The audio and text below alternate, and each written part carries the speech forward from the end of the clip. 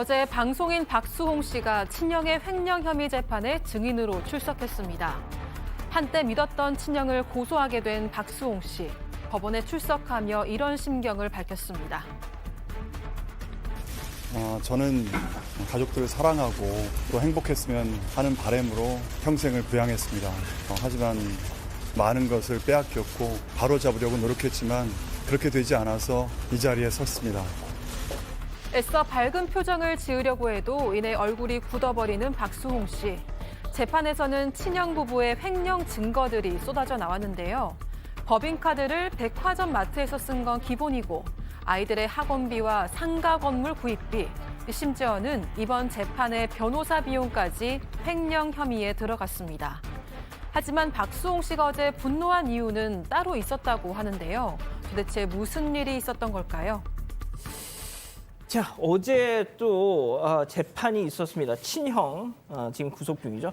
어제 그래서 이제 박수홍 씨가 동생이 형의 재판에 증인으로 출석했습니다. 네, 맞습니다. 일단 이 앞서 친형 부부는요, 이 출연료 등을 횡령한 혐의로 기소가 됐습니다. 이 재판에 참석하기 위해서 피해자인 방송인 박수홍 씨가 어제 법정에 직접 출석을 했는데요. 이 친형 부부가 재판에 넘겨진 이후로 박수홍 씨가 직접 출석한 건 이번이 처음입니다.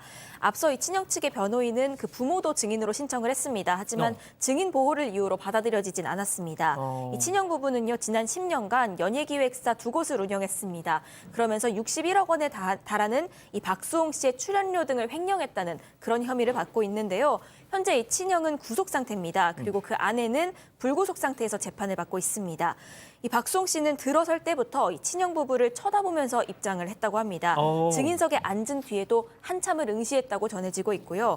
이 친형 부부 역시도 고개를 안 숙이고 시선을 그대로 받은 것으로 전해지고 있습니다. 하하, 형제가 법정에서 서로 시선을 주고 받으면서 마주 앉았다. 자, 양 변호사님, 친형 부부가 저희가 뭐 과거에 몇 번 다뤘잖아요. 네. 친형 부부가 참 일단 혐의긴 하지만 네. 했던 뭐 짓들 다시 한번 정리해 보시죠. 사실은 이제 박수홍 씨가 연예 활동을 했던 지난 30년 동안에 있었던 일이긴 한데 공소시효가 남은 지난 10년 동안만 혐의로 재판에 넘겨지게 60억 원이 넘는 출연료 횡령에 해당하는 것이고요. 또 이게 문제가 되고 나서 뭐 이 SNS라든가 지인들까지 동원해서 박수홍 씨에 대해서 굉장히 좋지 않은 얘기들을 퍼뜨렸다라는 겁니다. 그러면서 뭐 부모님과는 물론이거니와 또 여자친구와의 결혼 이런 것들도 갈라놓으려 했었고, 그다음에 많은 분들이 이게 사실 충격을 좀 받으셨던 게 사망보험을 박수홍 씨 이름으로 8개를 가입해 놨었다라는 게 그게 좀 크게 좀 논란을 많이 일으켰죠. 예. 자, 그런데 이 10년간 61억 원 횡령 혐의.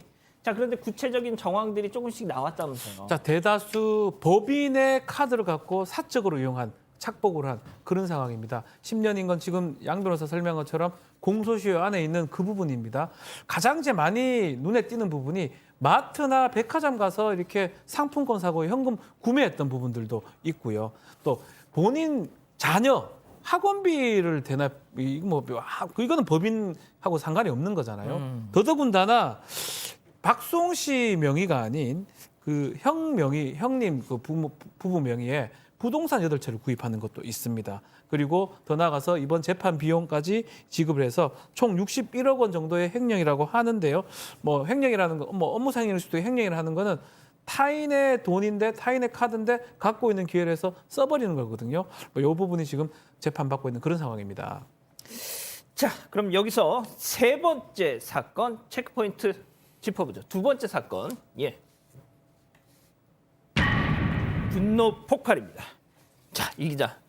전 진짜 이거 조금 좀 눈길이 가더라고요. 네, 이 재판 과정에서요, 이 친형 측 변호인이 이 박수홍 씨의 전 연인 실명이 포함돼 있는 법인 급여대장 자료를 제시했습니다. 그러면서 이 여성이 허위 직원이 아니냐 이런 질문을 했는데요. 이에 대해서 이 박수홍 씨는 정말 비열하다면서 이 친형 측은 내가 10수년 전에 이 해당 여성이랑 결혼을 못하게 한 장본인이다 이렇게 화를 냅니다.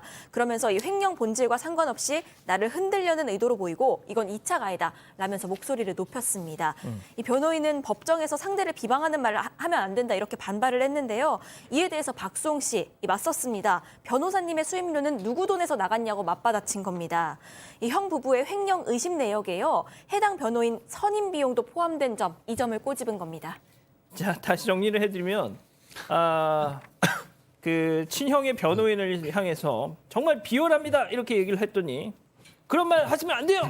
뭐 이거 변호인이 우리 증인을 꾸짖은 겁니다.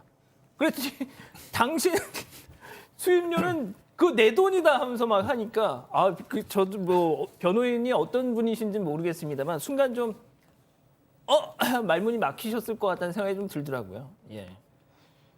교수님. 사실 이제 이 결혼을 못하게 했다라고 하는 것이 이제 박수홍 씨 입장에서 상당히 맺혔다라고 보는데요.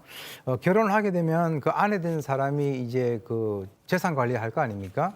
그래서 이제 좀 의도가 있다라고 보고 아까 나온 것 중에서 사망보험을 8개까지 들었다라고 하는데 지금 이제 다른 회사 방송이지만은 이제 우리가 직접 보여드릴 수는 없는데 그때 예능 보도 이제 그 유튜브에 나와서 이렇게 얘기를 했다 그래요. 그 형의 그 조카하고 아들하고 자기하고 나왔는데 조카가 앞에서 대놓고 아빠가 삼촌 유산 내 거라고 했어요. 지금 생각해 보니까 이게 두 개가 좀 연결되지 않나 좀 약간 소름 끼치고 그런데 당시에 이제 분위기상 그랬는지는 모르겠지만 이 박수홍 씨도 나 죽으면 내 재산 다 조카 거야 이런 식으로 얘기를 했다라고 하는데 지금 이 상황에 대해서 다시 복귀를 해보니까 좀 상당히 좀 씁쓸한 그런 느낌이 듭니다. 자, 양 변호사님, 그러니까 저희가 이 소식을 예전부터 전해드리면서도 정말 이해가 안 갔던 게 아무리 친형이고 뭐고 하지만 왜 이렇게 바보같이 당했을까? 근데 박수홍 씨의 주장은 그런 거예요. 30년 동안 쭉 일을 해왔지만 아직도 현금 인출기 사용하는 방법 모른다라는 겁니다. 그러니까 연예인이라고 하는 특성 때문에 그냥 형에게 믿고 다 맡겨놨다라는 거죠. 그래서 형은 계속해서 이 박수홍 씨한테 그런 얘기만 했다는 거예요. 연예인 나이 들면 비참해진다. 돈 없으면. 그래서 돈 아껴야 된다. 돈 관리 잘해야 된다. 내가 다 해주고 있다. 그래서 다 맡겨서 아무것도 할 줄 모른다라는 거예요. 그러다가 이제 현재 이제 아내를 만나는 과정에서 내 통장 그러면 돈이 얼마나 있다고 알아봤더니 30년 연애 활동을 했는데 3,300만 원 가량의 통장에 자기 이름으로 된 통장에는 그거밖에 없다라는 거예요. 거기서부터 이제 자기가 이게 도대체 어떻게 된 일인지 그때부터 알아보기 시작했다는 건데 저는 이게 좀 무서운 게 그 전까지는 박수홍 씨 주장입니다만 이게 사실이면 정말 소름 끼쳐요. 형이 늘 종이 가방 들고 경찰을 타고 왔다라는 거예요. 그러면서 경차. 예, 나는 월급 500만 원 정도밖에 안 가져가 나머지는 다 네 걸로 관리해주고 있어 라고 했는데 통장에는 3천만 원밖에 없었다라는 거죠. 그러고 나서 이제 문제가 되니까 거의 막 이것도 역시 박수홍 씨 주장입니다만 인격살인을 하다시피 박수홍 씨에 대해서 나쁜 소문을 퍼뜨렸고 이 형이 가깝게 지낸 유튜브까지 동원해서 허위 사실을 퍼뜨렸다라고 박수홍 씨는 지금 억울해하고 있다. 그 과정에서 자기는 내가 몹쓸 사람인가 싶어서 내가 극단적 선택을 해야 되나? 이런 생각까지 했다라는 지금 주장을 했습니다. 그러니까요. 자, 일단 박수홍 씨가 어제 법정에서 친형 부부에 대해서 뭐 어떻게 해달라는 좀 입장도 내놨지 않습니까? 그렇죠. 뭐 재산 범죄입니다. 일단 재산 범죄이기 때문에 피해자의 어떤 생각이라든지 피해자의 처벌 의사가 가장 중요한데요. 박수홍 씨가 피해자이기 때문에 처벌을 원하느냐라고 질문했을 때 강력한 처벌을 원한다라고 했고요. 또 말미에 재판부항에서 본인 이제 증인 처음 하다 보니까 흥분해서 미안하다. 앞으로 이렇게 자기한테 사과 안 하는 형 모습이나 이게 너무 더 힘들었다 얘기하면서 흥분한 모습에 대해서는 진심으로 사과한다라고까지 말을 했습니다. 자, 그리고 지금 보신 것처럼 법원 출석하면서 또 다른 뭐 좀 인상적인 얘기도 했는데 마지막으로 박수홍 씨 얘기 듣고 마무리하죠. 저와 같이 가까운 이에게 믿음을 주고 선의를 베풀었다가 피해자가 된 많은 분들께 희망이 될 수 있는 재판 결과 나올 수 있도록 증언 잘하고 오겠습니다. 감사합니다. 고맙습니다. 가족 여러분, 잊지 마시고 구독과 좋아요, 알림 설정 여기. 여기.